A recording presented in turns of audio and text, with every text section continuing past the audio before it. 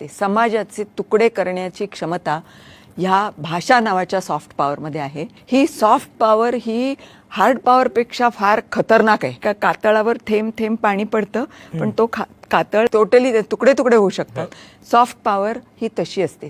आपण युक्रेन युद्धाची सगळी गोष्ट करतो, ती सुरुवात भाषेतनं झाली होती हे आपल्याला फार कमी वेळा वाचायला मिळतं. 2014 साली लुहान्स्क, डोंबास्क आणि डोनेस्क या 3 प्रदेशांमध्ये रशियन बहुल 98% लोक रशियन भाषा बोलत होते.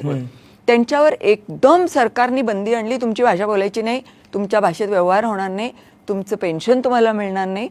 ताबडतोब त्यांच्यावरती वेगळी भाषा लादली गेली. त्यामुळे त्यांनी नाईलाजाने पुतीनना हाक मारली की आता आम्ही आमच्या रशियन भाषेचं काय करायचं, आम्हाला पेन्शन मिळत नाही आहे, त्यामुळे आम्हाला शाळांमध्ये मुलांना प्रवेश मिळत नाही आहे. ही कोंडी असह्य झाली तेव्हा तिथे 2014 ते आक्रमण होईपर्यंत प्रचंड यादवी युद्ध झालं भाषेवरनं. आणि आज रशिया आणि युक्रेन कुठल्या स्तरावर गेले ते आपण पाहतोच आहेत. त्या प्रत्येक वेळी मला असं लक्षात येतं की ही सॉफ्ट पॉवर आहे. उद्या भारतातल्या 22 भाषांमध्ये आणि बोली आणि प्रमाण ह्याच चक्रात आपण फिरत बसलो तर आपलं केव्हाही अशी युद्ध पेटवून दिली जाऊ शकतात. त्यामुळे भाषा हा विषय असा हलक्यात घेण्याचा नाही आहे.